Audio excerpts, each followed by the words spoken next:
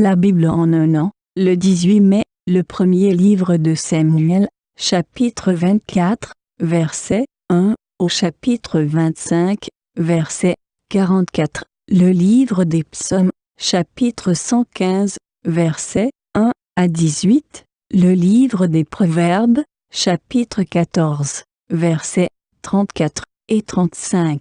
L'évangile de Luc, chapitre 18, versets 1 à 17. Le premier livre de Samuel, chapitre 24. De là David monta vers les lieux forts d'En-Guédi où il demeura. Lorsque Saül fut revenu de la poursuite des Philistins, on vint lui dire « Voici, David est dans le désert d'En-Guédi. » Saül prit 3000 hommes d'élite sur tout Israël, et il alla chercher David et ses gens jusque sur les rochers des boucs sauvages. Il arriva à des parcs de brebis qui étaient près du chemin, et là se trouvait une caverne où il entra pour se couvrir les pieds. David et ses gens étaient au fond de la caverne. Les gens de David lui dirent « Voici le jour où l'Éternel te dit « Je livre ton ennemi entre tes mains, traite-le comme bon te semblera. » David se leva et coupa doucement le pan du manteau de Saül. Après cela, le cœur lui battit, parce qu'il avait coupé le pan du manteau de Saül. Et il dit à ses gens, « Que l'Éternel me garde de commettre contre mon Seigneur, loin de l'Éternel, une action telle que de porter ma main sur lui, car il est loin de l'Éternel. » Par ces paroles, David arrêta ses gens et les empêcha de se jeter sur Saül. Puis Saül se leva pour sortir de la caverne et continua son chemin. Après cela, David se leva et sortit de la caverne. Il se mit alors à crier après Saül, « Ô roi, mon Seigneur !»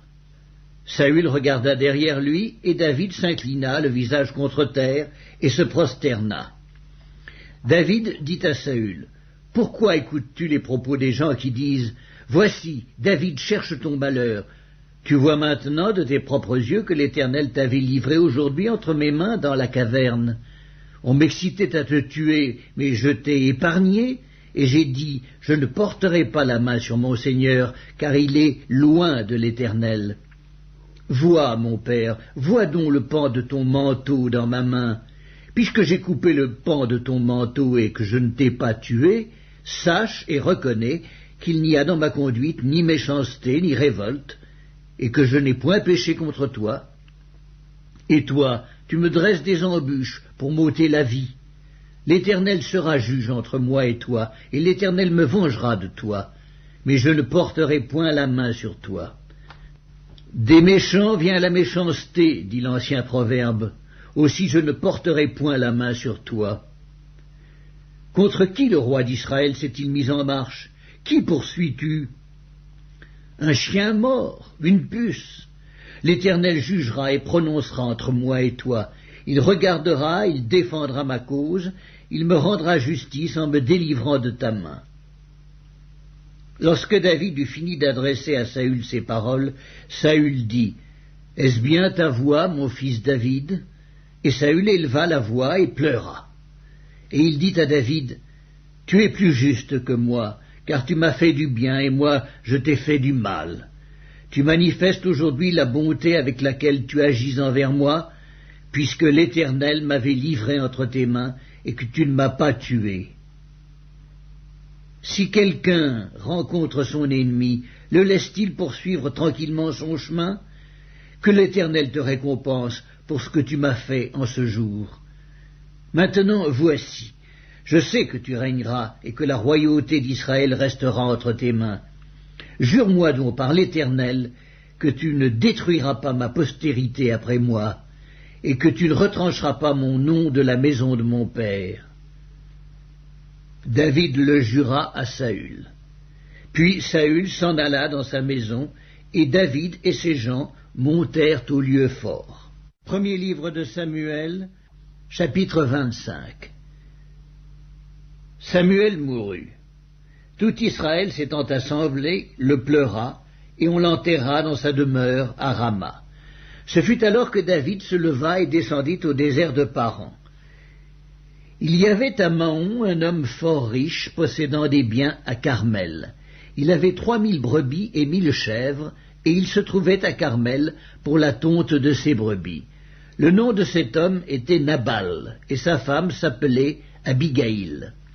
C'était une femme de bon sens et belle de figure, mais l'homme était dur et méchant dans ses actions. Il descendait de Caleb. David apprit au désert que Nabal tondait ses brebis. Il envoya vers lui 10 jeunes gens auxquels il dit « Montez à Carmel et allez auprès de Nabal. Vous le saluerez en mon nom et vous lui parlerez ainsi. Pour la vie, sois en paix et que la paix soit avec ta maison et tout ce qui t'appartient. Et maintenant, j'ai appris que tu as les tondeurs. Or, tes bergers ont été avec nous. Nous ne leur avons fait aucun outrage et rien ne leur a été enlevé pendant tout le temps qu'ils ont été à Carmel. Demande-le à tes serviteurs et ils te le diront. Que ces jeunes gens trouvent donc grâce à tes yeux, puisque nous venons dans un jour de joie. Donne donc, je te prie, à tes serviteurs et à ton fils David ce qui se trouvera sous ta main. » Lorsque les gens de David furent arrivés, ils répétèrent à Nabal toutes ces paroles au nom de David. Puis ils se turent. Nabal répondit aux serviteurs de David, « Qui est David et qui est le fils d'Isaïe ? Il y a aujourd'hui beaucoup de serviteurs qui s'échappent d'auprès de leur maître, et je prendrai mon pain, mon eau et mon bétail que j'ai tué pour mes tondeurs, et je les donnerai à des gens qui sont je ne sais d'où. » Les gens de David rebroussèrent chemin. Ils s'en retournèrent et redirent à leur arrivée toutes ces paroles à David. Alors David dit à ses gens, « Que chacun de vous saigne son épée. » Et ils saignirent chacun leur épée. Et David aussi saignit son épée, et environ 400 hommes montèrent à sa suite. Il en resta 200 près des bagages. Un des serviteurs de Nabal vint dire à Abigaïl, femme de Nabal, « Voici, David a envoyé du désert des messagers pour saluer notre maître, qui les a rudoyés, et pourtant ces gens ont été très bons pour nous. Ils ne nous ont fait aucun outrage, et rien ne nous a été enlevé tout le temps que nous avons été avec eux, lorsque nous étions dans les champs. Ils nous ont nuit et jour servi de muraille tout le temps que nous avons été avec eux, faisant paître les troupeaux. Sache maintenant et vois ce que tu as à faire, car la perte de notre maître et de toute sa maison est résolue, et il est si méchant qu'on ose lui parler. » Abigaïl prit aussitôt 200 pains, 2 outres de vin, 5 pièces de bétail à prêter, 5 mesures de grains rôtis, 100 masses de raisins secs et 200 de figues sèches. Elle les mit sur des ânes et elle dit à ses serviteurs, « Passez devant moi, je vais vous suivre. » Elle ne dit rien à Nabal, son mari. Montée sur un âne, elle descendit la montagne par un chemin couvert. Et voici, David et ses gens descendaient en face d'elle, en sorte qu'elle les rencontra. David avait dit, « C'est bien en vain que j'ai gardé tout ce que cet homme a dans le désert et que rien n'a été enlevé de tout ce qu'il possède. Il m'a rendu le mal pour le bien. Que Dieu traite son serviteur David dans toute sa rigueur si je laisse subsister jusqu'à la lumière du matin qui que ce soit de tout ce qui appartient à Nabal. » Lorsqu'Abigaïl aperçut David, elle descendit rapidement de l'âne, tomba sur sa face en présence de David et se prosterna contre terre. Puis, se jetant à ses pieds, elle dit, « À moi la faute, mon Seigneur, permets à ta servante de parler à tes oreilles et écoute les paroles de ta servante. Que mon Seigneur ne prenne pas garde à ce méchant homme, à Nabal, car il est comme son nom. Nabal est son nom, et il y a chez lui de la folie. Et moi, ta servante, je n'ai pas vu les gens que mon Seigneur a envoyés. Maintenant, mon Seigneur, aussi vrai que l'Éternel est vivant et que ton âme est vivante, c'est l'Éternel qui t'a empêché de répandre le sang et qui a retenu ta main. Que tes ennemis, que ceux qui veulent du mal à mon Seigneur soient comme Nabal. Accepte ce présent que ta servante apporte à mon Seigneur et qu'il soit distribué aux gens qui marchent à la suite de mon Seigneur. Pardonne, je te prie, la faute de ta servante, car l'Éternel fera à mon Seigneur une maison stable. Pardonne, car mon Seigneur soutient les guerres de l'Éternel, et la méchanceté ne se trouvera jamais en toi. S'il s'élève quelqu'un qui te poursuive et qui en veuille à ta vie, L'âme de mon Seigneur sera liée dans le faisceau des vivants auprès de l'Éternel, ton Dieu, et il lancera du creux de la fronde l'âme de tes ennemis. Lorsque l'Éternel aura fait à mon Seigneur tout le bien qu'il t'a annoncé, et qu'il t'aura établi chef sur Israël, mon Seigneur n'aura ni remords ni souffrance de cœur pour avoir répandu le sang inutilement et pour s'être vengé lui-même. Et lorsque l'Éternel aura fait du bien à mon Seigneur, souviens-toi de ta servante. David dit à Abigaïl, « Béni soit l'Éternel, le Dieu d'Israël qui t'a envoyé aujourd'hui à ma rencontre. Béni soit ton bon sens et béni sois-tu, toi qui m'as empêché en ce jour de répandre le sang et qui as retenu ma main. Mais l'Éternel, le Dieu d'Israël, qui m'a empêché de te faire du mal, est vivant, et si tu ne te fusses hâté de venir au-devant de moi, il ne serait resté qui que ce fût à Nabal d'ici à la lumière du matin. » Et David prit de la main d'Abigaïl ce qu'elle lui avait apporté, et lui dit, « Monte en paix dans ta maison. Vois, j'ai écouté ta voix, et je t'ai favorablement accueilli. » Abigaïl arriva auprès de Nabal, et voici, il faisait dans sa maison un festin comme un festin de roi. Il avait le cœur joyeux et il était complètement dans l'ivresse. Elle ne lui dit aucune chose, petite ou grande, jusqu'à la lumière du matin. Mais le matin, l'ivresse de Nabal s'étant dissipée, sa femme lui raconta ce qui s'était passé. Le cœur de Nabal reçut un coup mortel et devint comme une pierre. Environ 10 jours après, l'Éternel frappa Nabal et il mourut. David apprit que Nabal était mort et il dit, « Béni soit l'Éternel qui a défendu ma cause dans l'outrage que m'a fait Nabal et qui a empêché son serviteur de faire le mal. L'Éternel a fait retomber la méchanceté de Nabal sur sa tête. » David envoya proposer à Abigaïl de devenir sa femme. Les serviteurs de David arrivèrent chez Abigaïl à Carmel et lui parlèrent ainsi. « David nous a envoyés vers toi afin de te prendre pour sa femme. » Elle se leva, se prosterna le visage contre terre, et dit, « Voici, ta servante sera une esclave pour laver les pieds des serviteurs de mon Seigneur. » Et aussitôt Abigaïl partit, montée sur un âne et accompagnée de 5 jeunes filles. Elle suivit les messagers de David, et elle devint sa femme. David avait aussi pris Akinoam de Jizréel, et toutes les deux furent ses femmes. Et Saül avait donné sa fille Michal, femme de David, à Palti de Gallim, fils de Laïch. Psaume 115. Non pas à nous, Éternel, non pas à nous, mais à ton nom donne gloire, à cause de ta bonté, à cause de ta fidélité. Pourquoi les nations diraient-elles, où donc est leur Dieu? Notre Dieu est au ciel, il fait tout ce qu'il veut. Leurs idoles sont de l'argent et de l'or, elles sont l'ouvrage de la main des hommes. Elles ont une bouche et ne parlent point. Elles ont des yeux et elles ne voient point. Elles ont des oreilles et elles n'entendent point. Elles ont un nez et elles ne sentent point. Elles ont des mains et elles ne touchent point, des pieds et elles ne marchent point. Elles ne produisent aucun son dans leur gosier.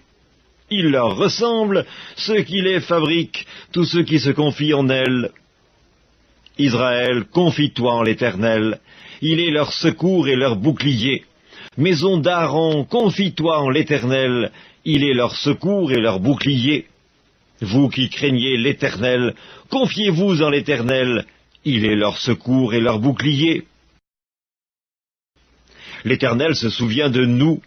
Il bénira la maison d'Israël, il bénira la maison d'Aaron, il bénira ceux qui craignent l'Éternel, les petits et les grands. L'Éternel vous multipliera ses faveurs à vous et à vos enfants. Soyez bénis par l'Éternel qui a fait les cieux et la terre. Les cieux sont les cieux de l'Éternel, mais il a donné la terre au Fils de l'homme.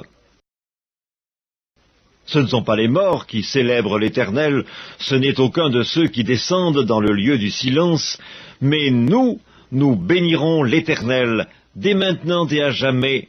Louez l'Éternel. Livre des Proverbes, chapitre 14. La justice élève une nation, mais le péché est la honte des peuples.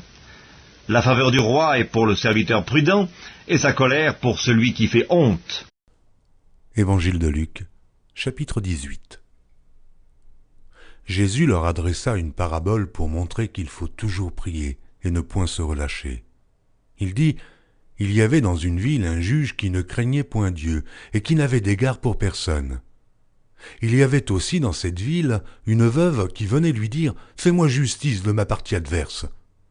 Pendant longtemps il refusa, mais ensuite il dit en lui-même: quoique je ne craigne point Dieu et que je n'ai d'égard pour personne, néanmoins, parce que cette veuve m'importune, je lui ferai justice, afin qu'elle ne vienne pas sans cesse me rompre la tête. Le Seigneur ajouta: entendez ce que dit le juge inique. Et Dieu ne fera-t-il pas justice à ses élus, qui crient à lui jour et nuit, et tardera-t-il à leur égard? Je vous le dis, il leur fera promptement justice, mais quand le Fils de l'homme viendra, trouvera-t-il la foi sur la terre? Il dit encore cette parabole. En vue de certaines personnes, se persuadant qu'elles étaient justes et ne faisant aucun cas des autres, 2 hommes montèrent au temple pour prier. L'un était pharisien et l'autre publicain. Le pharisien debout priait ainsi en lui-même: ô Dieu, je te rends grâce de ce que je ne suis pas comme le reste des hommes, qui sont ravisseurs, injustes, adultères ou même comme ce publicain. Je jeûne 2 fois la semaine, et je donne la dîme de tous mes revenus. Le publicain, se tenant à distance, n'osait même pas lever les yeux au ciel, mais il se frappait la poitrine en disant: ô Dieu, sois apaisé envers moi qui suis un pécheur. Je vous le dis, celui-ci descendit dans sa maison justifié plutôt que l'autre, car quiconque s'élève sera abaissé, et celui qui s'abaisse sera élevé. On lui amena aussi les petits-enfants, afin qu'il les touchât, mais les disciples, voyant cela, reprenaient ceux qui les amenaient.